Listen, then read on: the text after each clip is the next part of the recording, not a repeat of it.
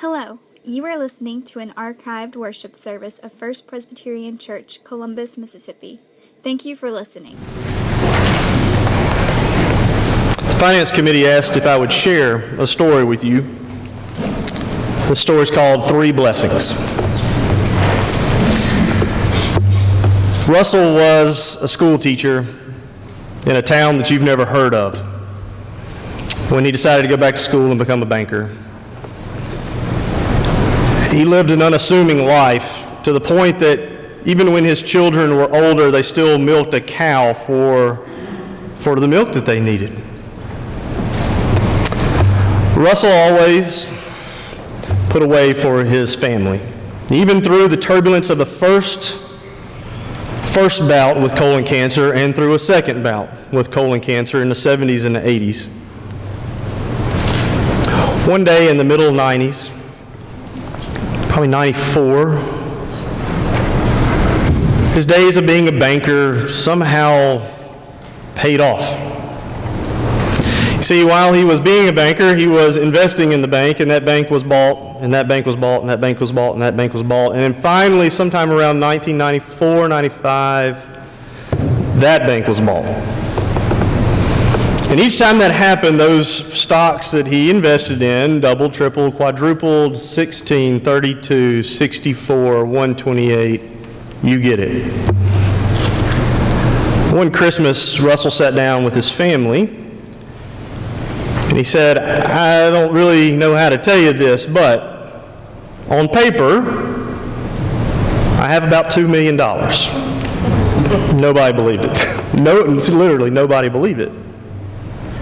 And he said, this is how it's going to be. I love you, and I love the church. And so as of right now, the 4 children and the church together will be 1/5 each of this estate from now on. And that's how it was. With 1/5 of all of those crazy stocks that had gone up to incredible heights, he started a charitable trust that paid a dividend to my grandmother all of her days. The years went by. About 4 years later, Russell passed away of his 3rd bout with colon cancer. Here's the first blessing. In those days that we mourned, in those days that we cried, in those days that we celebrated a life, there was no bickering. There was no arguing.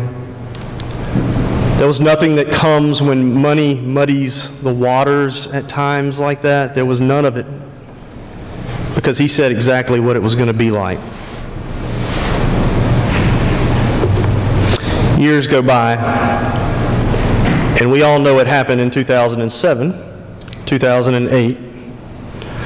Well, all that money, it went away. It went far away. Those $38 shares went down to $2. That $1.50 dividend went down to $0. And in the height of my grandmother's battle with dementia, she had very little, except for a charitable trust that still sent her money every month. And in the deepest days of her battle with Lewy body dementia, which is extremely aggressive, money was not a problem. Here's a second blessing. In 2010, when my grandmother did pass away from her dementia, as we gathered for the funeral, most of the children had already received word that the paperwork had started on the disbursement of the trust. And as we gathered around Russell and Katie's tombstones to pray and to tell stories, to cry and to laugh, an amazing joy was there when we said, in the next couple of days, Camp Hopewell will receive a check, a large check, In the next couple of days, First Presbyterian in Tupelo will receive a check, a large check. In the next couple of days, Living Waters for the World will receive a check, a large check. And those entities plus others will continue the legacy of my grandparents.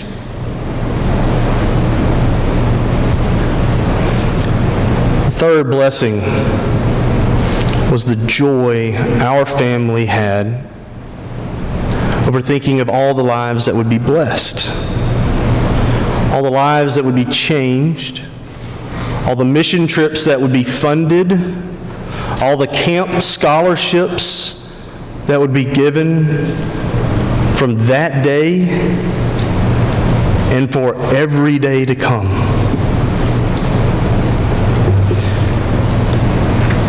Three blessings.